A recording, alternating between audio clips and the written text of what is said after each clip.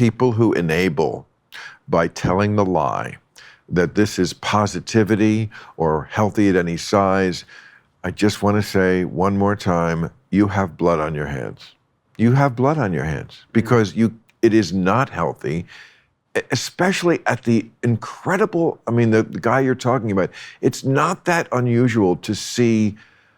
Yes, I take your point about, like, yes, the world is getting fatter, but not to these levels we've taken it. I mean, it's one thing to be pleasantly plump, and it's one thing to be obese, but then once in a while, a building walks in the room.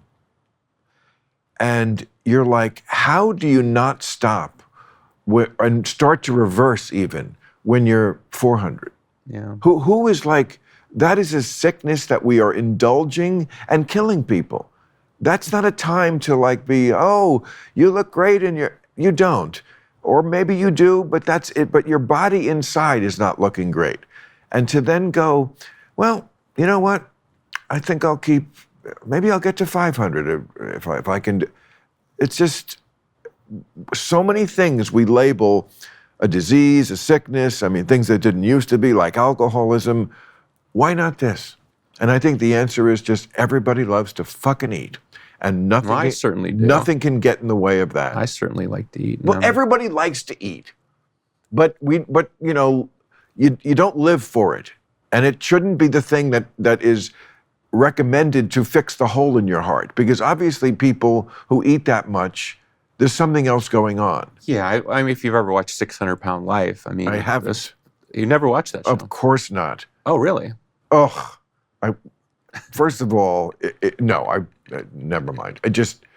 I wouldn't want to patronize that. That's disgusting that they would. Just, what's on the show? Well, while I'm all being judgmental. Well, you know, generally speaking, this doctor in Houston, I think is Zaurin something, they go to his clinic. His son produces the show, so obviously they've set it up like a business model. But it is interesting to watch people come in and they're over 600 pounds. And the doctor will literally say to him, you've got to lose weight. Here's how you can do it. Here's how you can do it safely. Right. And they want to get the surgery like where they're cut out. Sure. 100 pounds of fat or whatever. Right. And they show pictures. It's pretty graphic. Meaning they show the surgery. That's one reason I would never watch it. Okay. Because I can't unsee that. Anyway, but the point I'm getting at is he'll tell them to their face, like, look, you got to do this. Sometimes people are like, you're wrong. And he's like, you understand, you're going to die. You're going to die. You got to do this. You won't live much longer. This is what I do for a living. He gives them like a protocol, and they follow. Basically, the catch on the show is, can they lose enough weight where the doctor will perform the surgery? That's always the catch on it. And it's shocking how people, like, they go away for a month, 6 weeks, and they come back, and they've lost 4 pounds. I thought you were going to say 200. No. Oh, it's shocking how many times the person won't lose the weight, and then they act shocked.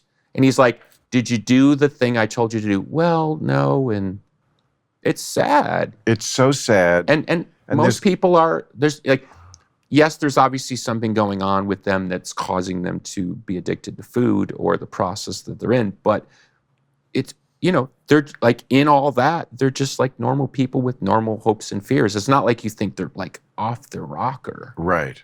So whatever's going on is super complicated. It is.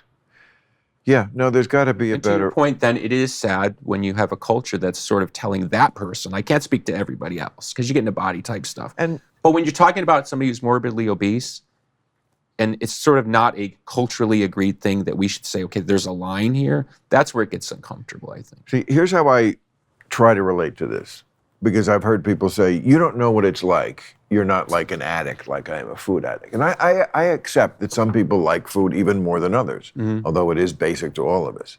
But I do think I know what it is like to be a food addict, because that's what I am after pot, what we call the munchies. I think that's what like some of these people have all the time. Oh, I see, yeah. So I get this, but knowing that I have this when I smoke pot, I prepare for it. You know, it's not like I just let it happen. Do laps or something? Or? No, no, but I know there are certain things you can do to kill your appetite, or if you're going to like eat ravenously like a fucking wolf, have food in the house that isn't bad food, because the good part of being stoned like that is anything tastes good because you're so fucking stoned.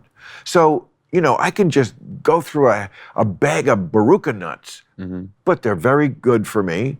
There's no, they're just protein and fat, which is good for you, good fat, and no carbs. And they're like, you know, you gnash down with your teeth so it kind of gets that, because pot makes me, you know, so. This is so much information. You look like you're in great shape. No, I'm a bit fat. You're a bit fat? Yeah, but it runs in the family. You're tall and you always had that. I can cheat it, but yeah. Really? I'm not as lean as I need to be for the stage, that's for sure. But so I have no judgment in that. You live in Chicago. I know this about you. Yeah. Okay. Chicago is not, I mean, they like our big portions. Exactly. That's what I was going to try to say. People come to Chicago from other parts of America and they are shocked. I'm shocked. I mean, and I love Chicago. It's my Well, as I like to say, if you live inside like we do in Chicago 6 months of the year, there's nothing to do but fucking eat. But I know several people from Chicago who I've talked to lately. Hey, thanks for watching the clip. Hit the subscribe button now so you never miss out on our Club Random content that's posted daily.